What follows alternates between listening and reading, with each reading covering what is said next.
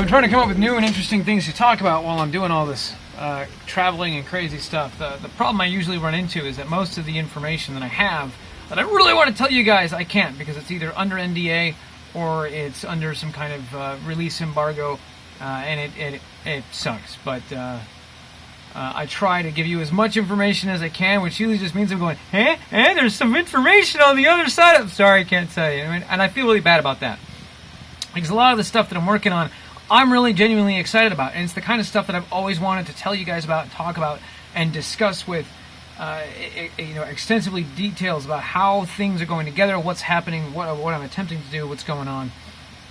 And I can only really give you the highlights of, I'm working on this really cool thing, and it's going to be used at DreamHack Anaheim, and it's going to be badass and awesome, and it's a bunch of random pictures that if you piece the puzzle together, you kind of get where it's going.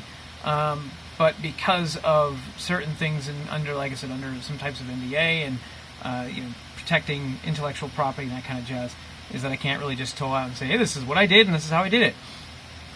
There are some other elements that I will be able to talk about, and I'm working on an outline and some scripty bits to put together a kind of a widespread collaborative chunk of video and audio from various different LAN parties across the world to describe a caching system, and then to actually make a video about this is how it's used, this is why it's used, this is where it's helpful even when you think you don't need it, and then go as far as I'm going to try to talk to Wendell, and we're going to see if we can sit down and actually write out and make a video talking about the extensiveness of what it takes to build one of these, and what you can expect reasonable cost versus the extreme kind of crap, and what it would take to build them, and things to keep in mind when you're constructing them.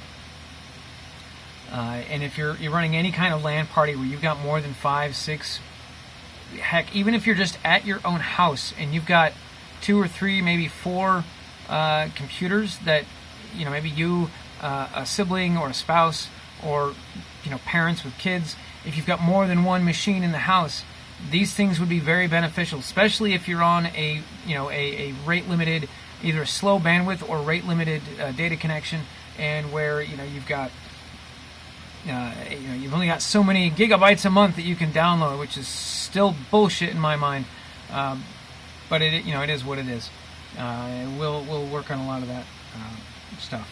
But anyway, I'm packing up, and I'm going to be ready to leave for this first leg of this trip in Hawaii. All of it will be revealed while I'm there, as it becomes more apparent that I can actually talk about it, and things that I can talk about as to what the event is that I'm there to basically run the network for.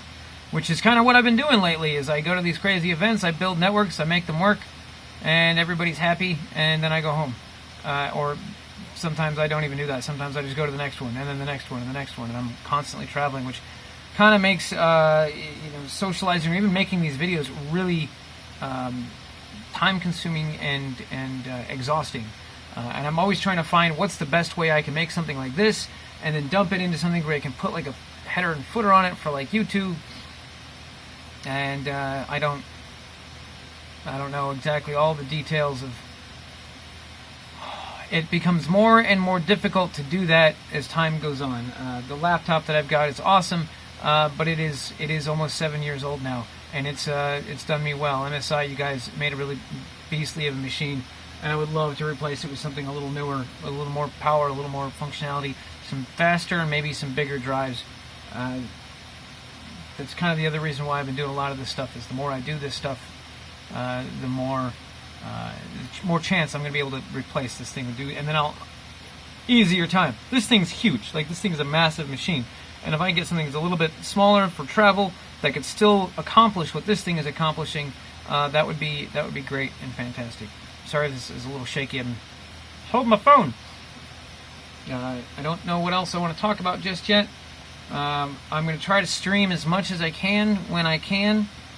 Sometimes when I do these like 24-hour marathon streams, it's really just that I have something that I need to do, and I know that if I sit down, turn the camera on, and hit the go button, and I'm live, I am now, not only am I accountable to myself, but I'm also accountable to all of you guys. And if I just sit here and just kind of, I can't just sit here and screw off, and I can't distract myself. So it's really sit down and I'm instead of making a video, I'm just doing what I'm needing to do, and sometimes that takes upwards of 20 to 24 hours. Sometimes it slows me down because I'm talking to you guys, or I have to backtrack and re-explain what I'm doing, and that's fine. I'm not complaining. It's time consuming. If I was doing this without the recording, I would have probably taken the same amount of time, and it would it wouldn't get recorded, because to record what I need to record and explain what I need to explain, that needs to be planned out, whether it's before, during, or after. After makes it more difficult, because then I have to go back and record stuff. I thought about just sitting the recorder and recording for 20 hours, but that gets a little complicated and annoying. I set the cameras up here in the vaults where I can record from the camera sitting here on the desk.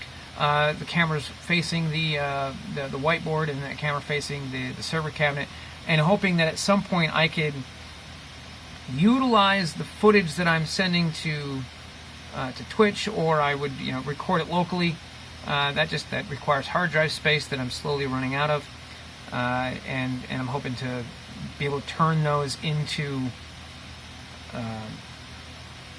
B-rolls or active clips that I can just pull the audio from and go from there.